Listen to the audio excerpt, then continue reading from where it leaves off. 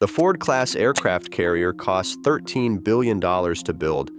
In a single modeled saturation attack, its defenses burned through $30 million in interceptors to counter drones worth less than $100,000 combined. For 80 years, nothing has credibly challenged the carrier's dominance at sea. What has changed, and why the Pentagon is paying attention, begins on the battlefields of Ukraine. In June 1942, the Battle of Midway revealed a new reality at sea. 3 American carriers launched waves of aircraft that sank 4 Japanese carriers in a single day, shifting the balance of the Pacific and proving that AIR power, not battleship guns, would decide the future of naval warfare. From that point forward, the aircraft carrier became the centerpiece of maritime strategy, both a weapon and a symbol. In the decades that followed, carriers demonstrated their flexibility across conflicts and crises. During the Korean War, they provided close air support for ground operations. In Vietnam, U.S. supercarriers sustained up to 150 sorties per day, projecting force deep inland and maintaining pressure on enemy supply lines. The Cuban Missile Crisis in 1962 saw carrier strike groups deployed as immediate tools of coercion, able to appear anywhere on the globe within days. By 1982, the Falklands War offered another test.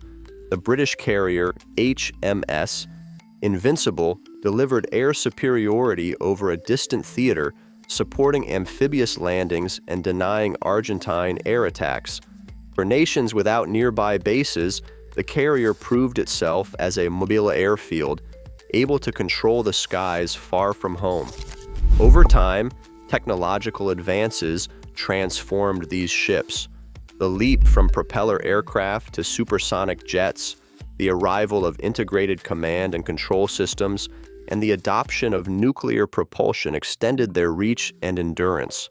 Modern carriers like the Ford class now serve as floating command centers, integrating advanced sensors, electronic warfare, and real-time data sharing with allied forces. Yet the logic remained. Carriers offered unmatched operational tempo, with a single deck capable of launching dozens of aircraft in minutes and a presence that could deter adversaries without firing a shot. Congressional funding and naval doctrine continued to prioritize these platforms, citing their ability to project power, support joint operations, and respond flexibly to crises around the world. For 80 years, no other weapon system matched the carrier's blend of mobility, firepower, and strategic influence. The carrier's legacy is one of proven dominance, its value measured not only in battles won, but in the stability and deterrence it brought to global affairs. On a battered stretch of Ukrainian frontline, a drone operator in a makeshift bunker adjusts his goggles and launches a $700 quadcopter into the morning haze. Within seconds, the first-person view camera locks onto a distant Russian tank.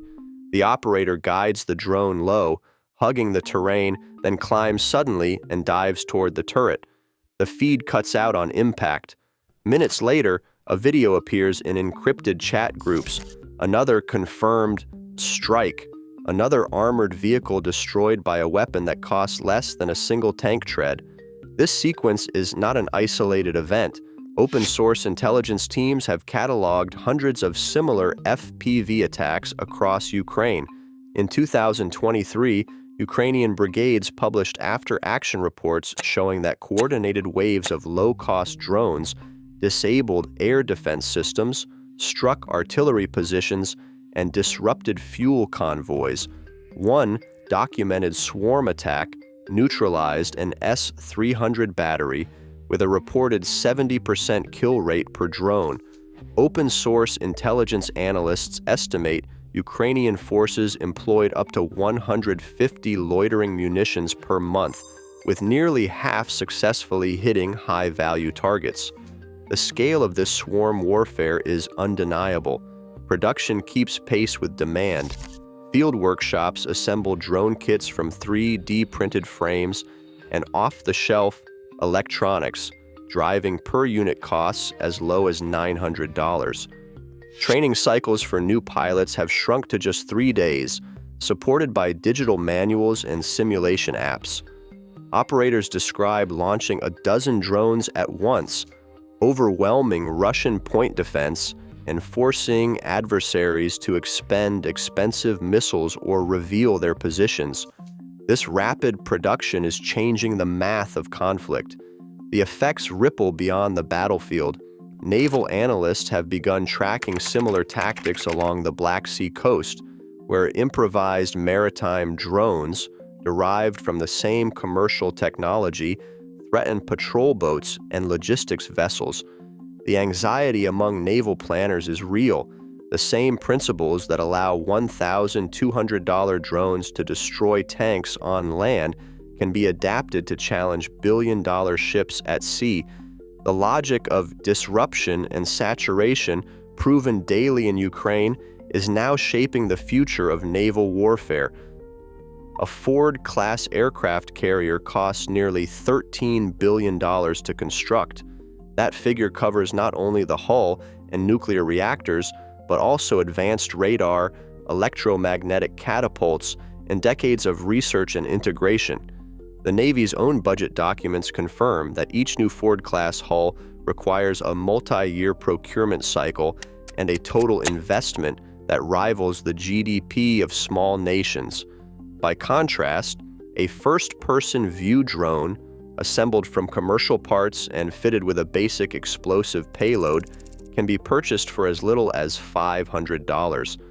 Even purpose-built loitering munitions rarely exceed $5,000 per unit.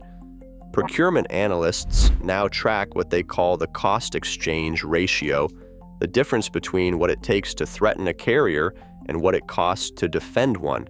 If a carrier group expends a $1.5 million missile to intercept a $1,000 drone, or must reload a $12 million close-in weapon system after a saturation attack, the math becomes hard to ignore. A swarm of 200 drones, costing under $1 million total, can force a carrier to expend hundreds of millions of dollars in munitions and risk temporary loss of mission capability. The imbalance is not just in dollars, but in production cycles and replacement speed. While a new carrier takes 5 to 7 years to build, thousands of drones can be manufactured and fielded in weeks.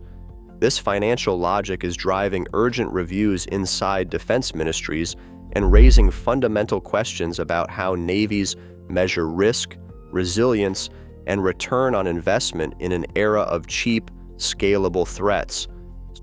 Small drones now fill a spectrum of combat roles that were once reserved for specialized, high-cost systems.